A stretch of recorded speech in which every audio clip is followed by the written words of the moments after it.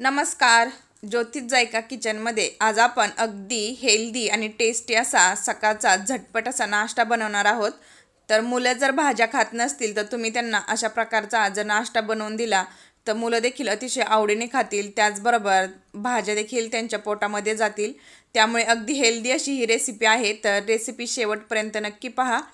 चला तर मग आपण लगेच रेसिपीला सुरुवात करूया.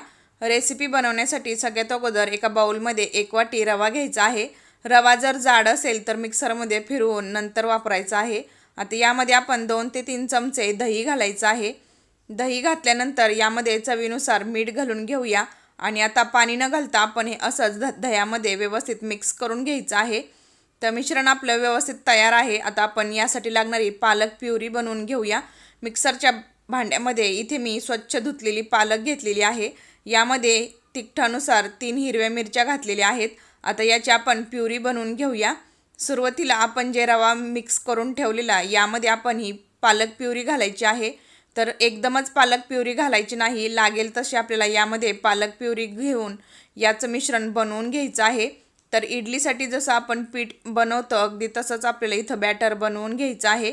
तर यामध्ये आपण पुन्हा पालक प्युरी ॲड करून याचं मिश्रण व्यवस्थित बनवून घ्यायचं आहे. अतिशय हेल्दी आणि टेस्टी अशी ही रेसिपी आहे. मुलांना शाळेच्या डब्यामध्ये किंवा संध्याकाळी घरी आल्यानंतर छोट्या मोठ्या भुकेसाठी देखील तुम्ही अशा प्रकारचं स्नॅक्स बनवू शकता. आता यासाठी लागणारं स्टफिंग बनवण्यासाठी इथे मी एक उकडलेला बटाटा ग्रेट करून घेतलेला आहे. आता यामध्ये काही भाज्या घालून घेऊया. तर एक छोट्या आकाराचा कांदा कट करून घेतलेला आहे. थोडीशी कोथिंबीर कट करून घेतलेली आहे. त्याचबरोबर यामध्ये अर्धा चमचा चिली फ्लेक्स, अर्धा चमचा ऑरेगेनो घालायचा आहे. तर यामध्ये तुम्ही स्टफिंग तुमच्या आवडीच्या कोणत्याही भाज्यांचं बनवू शकता. तर इथे मी झटपट असं स्टफिंग दाखवलेलं आहे. आता इथे आपण चवीनुसार मीठ घालून घ्यायचं आहे आणि चाट मसाला घालायचा आहे. चाट मसाला नसेल तर आमचूर पावडर किंवा लिंबाचा रस तुम्ही वापरला तरी देखील चालेल. आता सगळं साहित्य व्यवस्थित आपण एकजीव करून घ्यायचं आहे. तर इथे बघू शकता झटपट असं आपलं स्टफिंग बनवून तयार आहे. सोबतच यामध्ये 10 मिनिटे झालेली आहेत. रवा देखील आपला व्यवस्थित सेट झालेला आहे. यामध्ये आपण 1 चमचा इनो फ्रूट सॉल्ट घातलेला आहे. इनो ॲक्टिवेट होण्यासाठी यामध्ये आपण 1 चमचा पाणी घातलेलं आहे. बॅटर देखील आपलं तयार झालेलं आहे. आजचा नाश्ता आपण अशा प्रकारच्या वाट्यांमध्ये तयार करणार आहोत. जर तुमच्याकडे इडलीचं भांडं नसेल तर तुम्ही अशा प्रकारचा नाश्ता या वाट्यांमध्ये बनवू शकता. त्याचबरोबर आपण जे बटाट्याचं मिश्रण बनवलेलं त्यातील मिश्रण हातावरती घेऊन अशा प्रकारे याचे कटलेट बनवून घ्यायचे आहेत.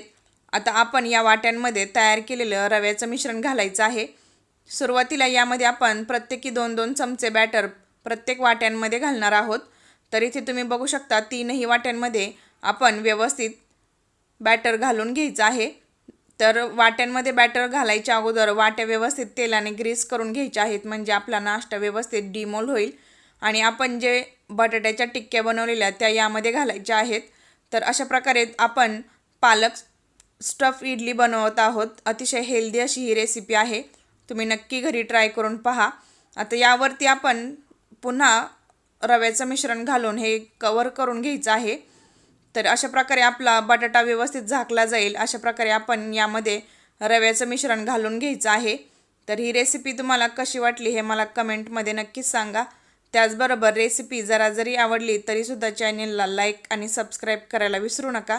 तर अशा प्रकारे आपण 3ही इडल्यांची भांडी व्यवस्थित भरून घेतलेली आहेत.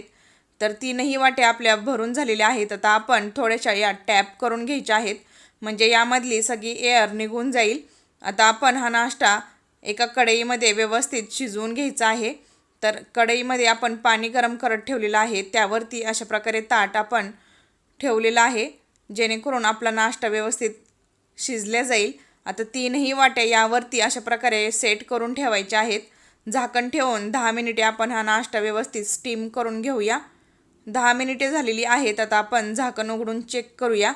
तर इथे आपण एका टूथपिकने बघूया आपला नाश्ता झालेला आहे की नाही. तर तुम्ही बघू शकता टूथपिक आपली व्यवस्थित क्लीन निघालेली आहे, म्हणजे आपला नाश्ता अगदी परफेक्ट झालेला आहे. आता आपण हा नाश्ता काढून घेऊया आणि पूर्णपणे थंड झाल्यानंतरच डिमोल्ड करून घ्यायचा आहे. तर नाश्ता पूर्णपणे आपला थंड झाल्यानंतर सुरीच्या मदतीने आपण याच्या कडा व्यवस्थित लूज करून घ्यायच्या आहेत. आणि तुम्ही बघू शकता किती फ्लफी असा आपला नाश्ता बनवून तयार झालेला आहे. त्याचबरोबर अगदी हेल्दी अशी ही रेसिपी आहे. तर ही रेसिपी तुम्ही घरी नक्की ट्राय करून पहा. लहान मुलांना देखील खूप आवडेल.